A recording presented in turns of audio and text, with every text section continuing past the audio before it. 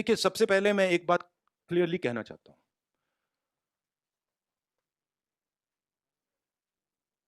मैं शहीद परिवार का हूं। मेरे पिता शहीद हुए और मेरी दादी शहीद हुई। यहां पे कोई है जिसके फैमिली में कोई शहीद हुआ? कोई है यहां पे? आप हैं? हाँ, आपके ब्रदर। तो आपको मालूम है कि कैसी चोट लगती है, क्या फीलिंग आती है। ठीक है? तो मैं समझता हूं और मैं जानता हूं जब एक युवा अपनी जान देने के लिए खड़ा होता है और जब वो शहीद होता है तो उसके परिवार को क्या होता है, मैं जानता हूं, समझता हूं। और बीजेपी की टॉप लीडरशिप में कोई नहीं है जो समझता है। ये मतलब अच्छी बात, खराब बात नहीं है, बट रियलिटी है कि उनके परिवार में कोई उनके पिता या उनकी उनकी दादी शहीद नहीं हुए। तो मैं बहुत क्लियरली समझता हूं और मैं ये भी चाहता हूं, मेरी जनरल अप्रोच ये है कि मैं चाहता हूं हमारा एक भी सिपाही किसी भी फोर्स का ना शहीद हो। ये मेरी स्टार्टिंग पोजीशन है कि मतलब मैं ये नहीं चाहता हूं कि हम इस चीज को कैजुअली लें,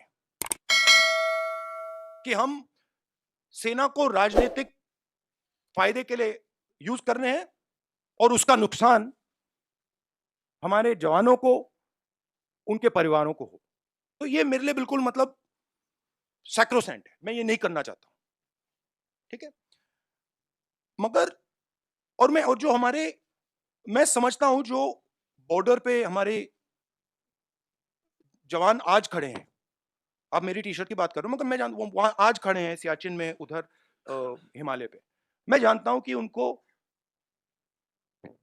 क्या डिफिकल्टीज सामना करनी पड़ती है और मैं उनसे प्यार करता हूं, हर हर सोल्जर से।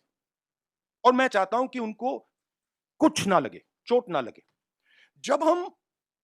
जब नेशनल लेवल की लीडरशिप स्ट्रेटेजिकली काम नहीं करती है, इंटरनेशनल रिलेशंस में, जियोपॉलिटिक्स में एकदम रिस्पॉन्स आता है। और हमारी सरकार ने जो चाइना का मामला है उसको कंप्लीटली मिसहैंडल कर दिया है। ठीक है? और मैं आपको मेरी मेरी थिंकिंग है, देखिए, हमारी फॉरेन पॉलिसी का क्या लक्ष्य था और कांग्रेस पार्टी ने सक्सेसफुली क्या किया था कि चाइना को और पाकिस्तान को एक कभी नहीं होने देना है। ये सेंट्रल हमारा कॉन्सेप्ट था। ठीक है? और ये काम हमने बहुत सक्सेसफुली किया, यूपीए 2 तक। आज पाकिस्तान और चाइना एक हो गए और ये कोई मामूली बात नहीं है, ये बहुत गहरी बात है, ये डेंजरस बात है। ठीक है? और ये क्यों हुए हैं? क्योंकि हमारी सरकार ने मिसहैंडल किया है।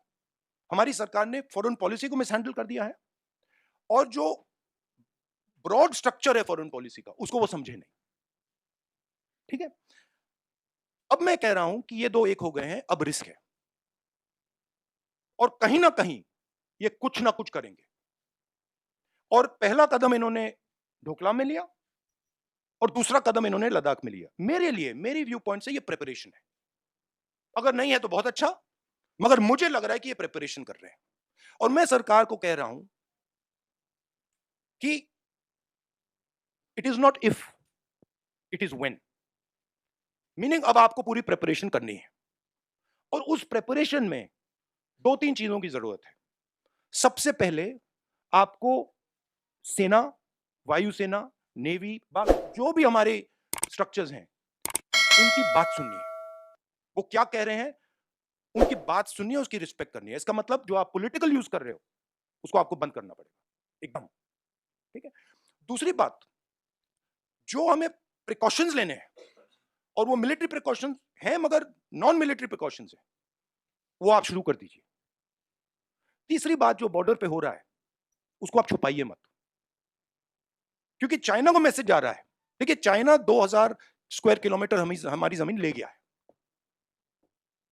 चाइना को मैसेज, प्रधानमंत्री जी ने कहा कि कोई अंदर नहीं आया, मैं आपके घर के अंदर आ गया। ठीक है?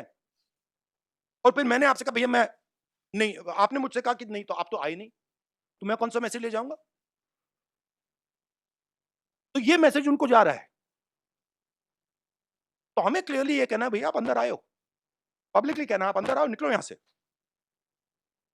तो ये सरकार इस पे कंफ्यूजन में है और मैं चाहता हूं कि ये कंफ्यूजन हटे। अब मेरे बारे में ये क्या करते हैं, जब मैं सरकार की बात करता हूं, एकदम कहते हैं मैं आर्मी की बात कर रहा हूं। नहीं, मैं आर्मी की बात नहीं कर रहा हूं, मैं सरकार की बात कर रहा हूं। सरकार में और आर्मी में फर्क है। सरकार ने गलत निर्णय लिए हैं, तो सरकार को आर्मी के पीछे, नेवी के पीछे, एयरफोर्स के पीछे नहीं छुपना चाहिए। ये कायरता है और सरकार को ओन अप करना चाहिए कि हमने ये किया, ये गलती हुई, अब इसको हम ठीक कर रहे हैं और हम उनको मदद करेंगे। पूरा ऑपोजिशन, सिर्फ मैं नहीं, पूरा ऑपोजिशन सरकार को मदद करेगा। मगर बताइए तो क्या हुआ?